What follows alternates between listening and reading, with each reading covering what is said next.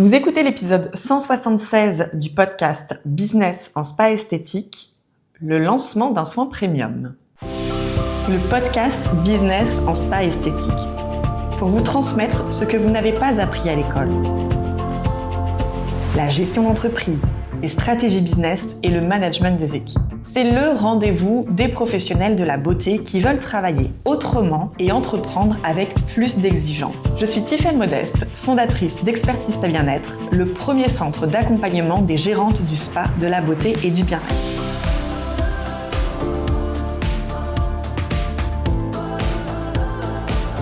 Je vous souhaite la bienvenue dans ce podcast. Cet épisode est disponible sur la chaîne YouTube du podcast Business en spa esthétique et en version audio sur toutes vos plateformes préférées, Spotify, Deezer, Apple Podcast et Amazon Music. Si ce rendez-vous vous apporte quelque chose chaque semaine, pensez à laisser un avis 5 étoiles, à vous abonner sur YouTube et à partager avec moi vos retours sur mes réseaux parce que je prends vraiment beaucoup de plaisir à vous lire chaque semaine. Alors aujourd'hui, je vais vous parler d'un sujet qui revient de plus en plus et plus souvent aussi dans les centres que j'accompagne. Dans les questions que vous me posez, c'est le lancement d'un soin premium. Comment le créer, comment l'intégrer dans votre carte de soins et comment le lancer pour qu'il trouve vraiment sa place et ses clientes.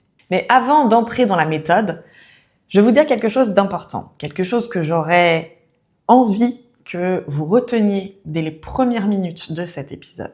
Un préalable indispensable. La beauté professionnelle, c'est un secteur de luxe. Pas dans le sens bling-bling du terme luxe, mais vraiment dans le sens où, certes, tout le monde en a besoin, mais pourtant, très peu de gens peuvent finalement se l'offrir. Seulement 10% des consommateurs en France sont des clients réguliers dans notre secteur, donc qui viennent vraiment plusieurs fois par an.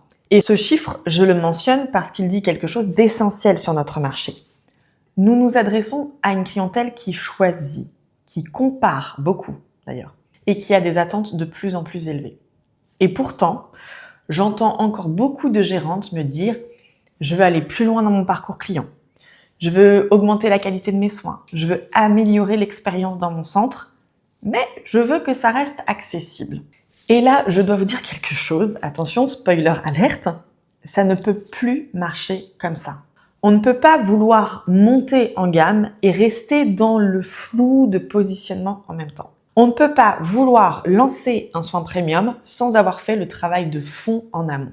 Donc, si c'est quelque chose que vous vous dites, je veux augmenter en expérience client et en standard qualité, mais je veux rester accessible, attention. Si c'est votre cas, je vous invite déjà à écouter ou à réécouter l'épisode 168 dans lequel j'en parlais et à vous procurer un exemplaire de mon livre Artisans de la beauté, devenez de véritables chefs d'entreprise parce que vous y trouverez les fondations de ce travail de positionnement.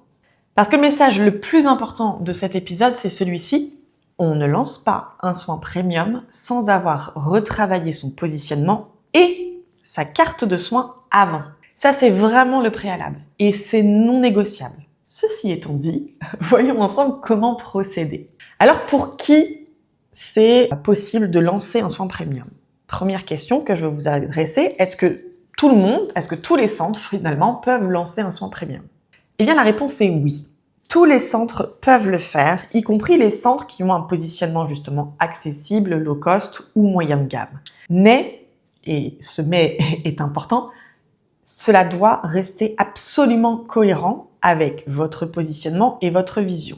Donc, par exemple, si vous êtes positionné sur un certain niveau de prix et que vous voulez lancer un soin premium, certes, on va augmenter un peu le positionnement prix de ce soin, mais il ne faut pas que se fassent non plus des écarts complètement incohérents avec ce que vous avez déjà l'habitude de faire. Et surtout, il y a un bon moment pour le faire. Et ce bon moment, c'est quand vous avez accompli deux choses. La première, c'est que vous avez défini ou redéfini clairement le positionnement de votre centre. Vous savez qui vous êtes, vous savez à qui vous parlez et vous assumez pleinement votre identité.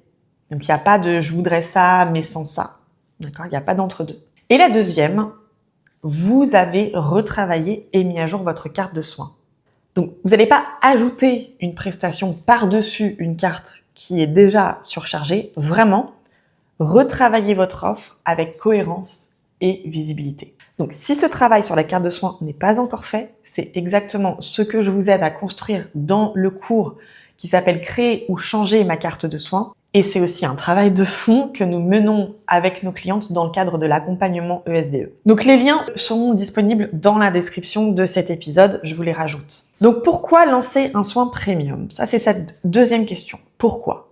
Qu'est-ce que ça change concrètement dans votre activité? Il y a 3 raisons majeures pour lesquelles je recommande à mes clientes de travailler sur un soin premium. La première raison, c'est de valoriser un savoir-faire. Vos clientes n'achètent pas un soin, elles achètent votre expertise. En fait, elles achètent surtout des résultats. Et un soin premium, eh bien, c'est la façon la plus puissante de démontrer ce résultat, d'obtenir ce résultat. Et de le faire reconnaître surtout à sa juste valeur. La deuxième raison, c'est répondre à des clientes qui sont de plus en plus exigeantes.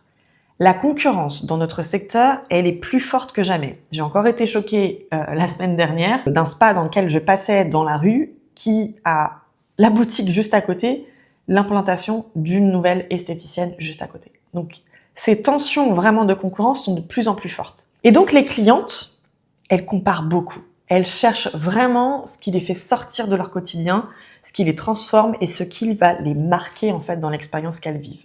Donc, un soin premium qui est bien construit, c'est exactement ce qui vous différencie et ce qui fidélise durablement. Et puis, la troisième raison, pourquoi intégrer un soin premium dans votre centre? C'est pour augmenter vos marges. Mais là, je veux être aussi très claire. Un soin vendu plus cher, attention, c'est pas forcément ce qui va automatiquement augmenter vos marges. Il faut absolument garder un œil sur le coût réel par soin, le temps passé, les produits, les charges, etc. Pour s'assurer d'abord que la rentabilité de ce soin premium, elle est vraiment bien au rendez-vous. Alors, comment intégrer ce soin premium et le lancer? Je vais vous donner les 5 étapes, une méthode que je vous recommande vraiment. L'étape numéro 1, on planifie ce projet. C'est vraiment un projet d'entreprise à part entière et donc, comme tout projet, eh bien, ça commence par la planification. Vous devez vous donner un cadre clair, un calendrier, des ressources qui sont identifiées. Combien de temps est-ce que vous vous donnez pour créer ce soin? Qui est-ce qui est impliqué dans le processus? Est-ce que c'est vous toute seule? Est-ce que c'est vous et votre équipe? Est-ce que vous faites appel à un prestataire extérieur pour la création? Quels sont vos indicateurs qui vous diront, en fait, ce soin premium, ça a été un succès pour moi? Un soin premium, ça ne s'improvise pas, ça se construit. Il y a vraiment, par contre, un enjeu sur votre image de marque. Donc, prenez le temps de bien poser ce projet. Et cette construction, elle commence par cette étape numéro 1, de planning. L'étape numéro 2, consiste à préparer le brief ou ce qu'on appelle en fait le cahier des charges. Ça, c'est l'étape où vous allez définir vraiment comment va s'orchestrer votre soin premium, qu'est-ce que vous allez mettre dedans, etc. Donc pour cette étape, vous posez sur papier tout ce que ce soin doit être. Son univers, son attention, son protocole, ses résultats que vous promettez avec ce soin, son prix, sa durée, les produits que vous utilisez, l'expérience sensorielle que vous voulez créer, etc. Bref, en fait, ce cahier des charges, c'est votre feuille de route et elle doit être la plus précise possible. L'étape numéro 3 consiste à organiser les opérations de cette phase de création. Parce que à ce moment-là, vous savez très clairement ce que vous voulez faire, vous avez votre brief, votre cahier des charges. Maintenant, vous passez à l'étape de, on va dire, production, de création. Et cette étape, eh bien, c'est la phase de développement concret du soin. C'est là où vous allez devoir faire des tests, des ajustements. Peut-être vous allez aussi intégrer la formation de votre équipe dans cette phase de création, la mise en place des standards, du parcours client, du protocole, etc. Et c'est souvent l'étape la plus longue, ce qui est normal parce que ça demande quand même un travail conséquent. Un soin premium mérite vraiment qu'on lui donne ce temps d'exister. L'étape numéro 4, c'est l'étape du lancement. Alors le lancement, c'est aussi un moment à part entière et c'est là que je vois encore trop souvent des lacunes. Il y a 2 grandes stratégies possibles pour le lancement de votre soin premium. La première, c'est vous choisissez de lui donner une grande visibilité. Donc vous allez en parler à tout le monde, vous allez en parler partout, vous n'allez parler que de ça d'ailleurs pendant plusieurs semaines. Vous allez créer un événement autour de cette nouveauté. Donc ça, c'est ce qui s'appelle la stratégie du buzz assumé, en quelque sorte. La deuxième possibilité de stratégie de communication et de lancement, c'est de jouer au contraire la carte de la confidentialité, de l'ultra-exclusivité. Si vous choisissez cette voie, on ne communiquera qu'à une sélection très ciblée de clientes. On va créer le sentiment d'appartenance à un cercle privilégié Et c'est ce qui s'appelle en fait la stratégie du luxe discret. Et comme toujours, tout dépend en fait de votre positionnement et de votre base de clients déjà active. Donc je vais pas vous dire que cette stratégie-là est meilleure que l'autre, parce que faut vraiment regarder qui vous êtes et quelle est la stratégie la plus cohérente. Et enfin, l'étape numéro 5, c'est de pérenniser grâce au développement. Parce que oui, lancer c'est bien, souvent les nouveaux projets on est pleine d'énergie, d'envie et d'enthousiasme, mais faire durer, c'est quand même mieux. Un soin premium, il doit pouvoir vivre dans la durée. Ça demande des actions régulières pour le faire exister dans votre communication, donc d'en reparler vraiment régulièrement. Ça demande de bien le poser, bien pouvoir le présenter dans votre discours en cabine, dans votre parcours client aussi, de bien pouvoir le mettre en avant. Bref, il doit rester visible, désirable et vivant. Et le message que je veux que vous reteniez, c'est qu'un soin premium peut transformer votre activité. Il peut vraiment vous positionner différemment sur votre marché. Il peut vous aider à attirer des clientes qui sont plus engagées et surtout, il vous permet de valoriser tout ce que vous avez construit. Mais seulement si vous faites les choses dans le bon ordre. Positionnement d'abord, carte de soin ensuite, puis lancement d'un soin premium avec la méthode que je viens de vous décrire. Donc c'est pas une question de budget, c'est vraiment une question de standing, c'est une question de cohérence et de préparation. Donc pour aller plus loin sur les 2 sujets clés de cet épisode, j'ai 2 ressources vraiment à vous recommander. La première, c'est le cours que j'ai créé qui s'appelle « Créer ou changer ma carte de soins ». Celui-ci vous permet de construire justement cette carte de soins cohérente, de mettre à jour votre carte de soins avec ce qui se fait actuellement sur le marché. Donc pouvoir recréer cette carte cohérente, lisible et alignée avec votre positionnement avant de lancer d'ailleurs quoi que ce soit d'autre. Et le deuxième cours s'appelle « Réussir le lancement d'une nouvelle prestation ». Et donc dans ce cours, vous allez retrouver vraiment toute la méthode détaillée, le rétro-planning, vous avez toutes les idées, vous n'oublierez rien du tout. Vous allez avoir le plan d'action pour que votre lancement soit un vrai succès. Et ça, ce sont des cours clés en main. Vraiment, en 1 heure, vous avez l'essentiel du contenu, vous obtenez les outils et vous pouvez le mettre en place très facilement. Donc, les liens de ces 2 cours seront disponibles dans la description de cet épisode. En tout cas, je vous remercie d'avoir écouté cet épisode et je vous retrouve la semaine prochaine pour un nouveau sujet. Merci d'avoir écouté cet épisode.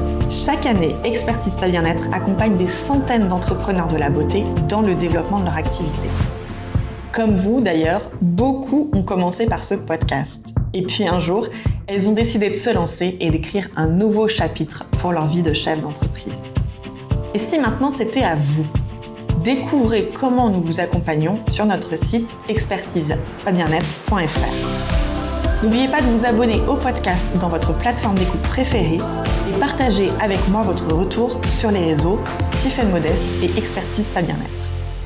Je vous remercie infiniment et je vous dis à la semaine prochaine pour un nouvel épisode.